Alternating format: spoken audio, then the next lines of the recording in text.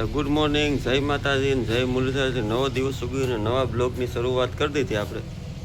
કારણ હે ને 11:30 થઈ ગયા અને ભેહું ને નિરણ બધી થઈ ગઈ અને હવે હે ને પાણી પાવાની હોય પછી એકાદે નિરણ કરવી હોય તો કરશું, બાકી બેસી જાય દેવાની હે ને. આપણે પાડીઓ મૂકી આવ્યા પછી ઓલા વિડીયોમાં મેં વાત કરી હતી કે ખીલા હેરફેર કરવા, સેટિંગ આવ્યું નહીં. કારણ કે આ પાડી છે ને, આ ઝીણકી પાડી છે ને, આને ધાવે ને ઓલી નહીં ધાવે, એટલે સેટિંગ નથી આવતું બાંધવાનું.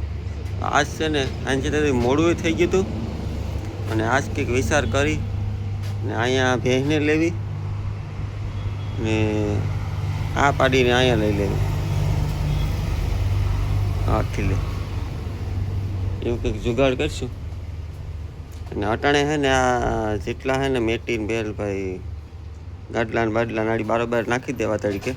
કારણ કે આની હેઠે છે ને ભેંસ હોય, ભેંસ છે એટલે સુકાઈ જાય અને પછી સાંજે છે ને ધોઈને સાફ કરી નાખીશું. અને પછી આ ગાડલા છે ને આવી રીતના આમ ઊભા નાખી દેવા, અડાડીને. એટલે આ 2 ભેંસોને કમ્પ્લીટ થઈ જાય અને પાડીને કંઈ જરૂર નથી. 3 ગાડલામાં 2 ભેંસો આવી જાય આરામથી. એટલે આની ઉપર છે ને પોદરા કરે ને ગાડલા ઉપર ભરવાનું ને ખેહવાનું ને બધી હમું આવે ને એને બેસવાની મજા આવે. હવે છે ને ફટાફટ લાઇટ નથી એટલે પાણી પણ હારીને પાવું જોઈએ ડોલે. અને 2 દીથી વિડીયો નહોતો આવતો પણ આમાં વાળક નથી, જરાય ટાઈમ જ નથી મળતો. વાળે મોટા થઈ ગયા પણ વાળ કપાવવાનું એમાં સેટિંગ આવતું નથી.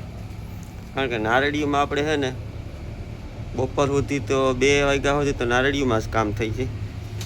સવારે 8 વાગ્યાના વરસ ગયા તો 2 વાગ્યા સુધી નારળીઓમાં હોય અને પછી પાછું વિડીયો એડિટ કરવાનું ને ઓલી વાડીએ કામમાંથી માંડવી પાવાની છે ને એવું બધી છે ને. સવારનો છે ને વરસાદ રેડા નાખે થઈ જાય તો સારું, તો પાવી નહીં માંડવીને 2-3 દીમાં ન્યાય પાણી ચાલુ કરવું તો ફટાફટ છે ને ભેહું પાઈ દઈએ અને ગાડલા છે ને મેટી બધી બરાબર કાઢી નાખી.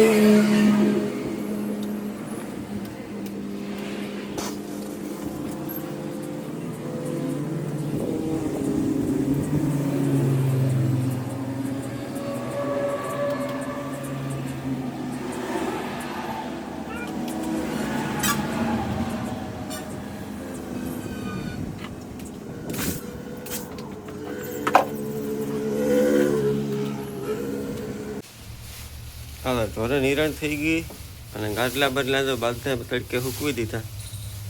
અને હવે ને આજે લાઇટ નથી એટલે ધોવાનો મેન નહીં આવે.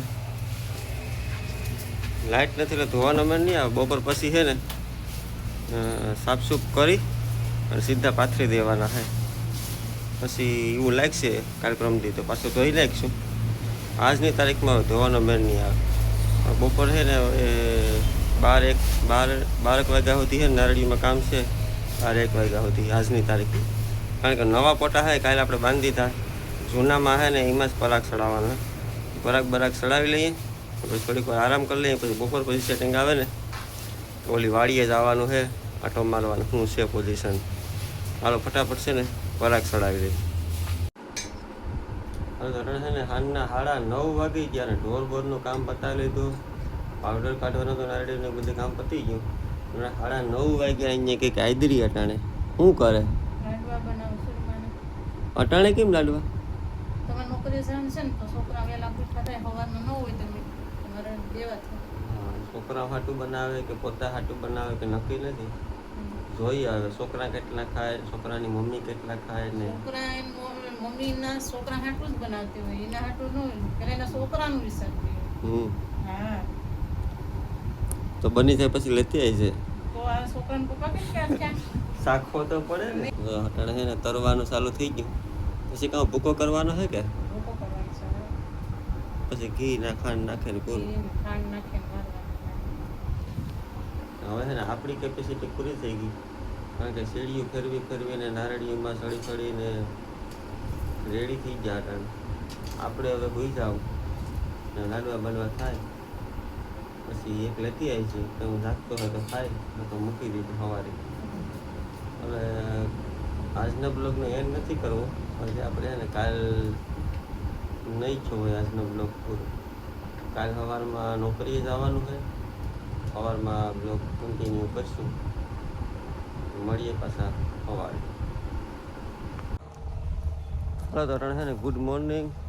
સવારના વાગી ગયા 7:30 જેવું થઈ ગયું. દૂધ બૂધ દહીં એવા ખાઈ પી લીધું, ઢોરને નિયણ બિરણ ઘટી ગઈ.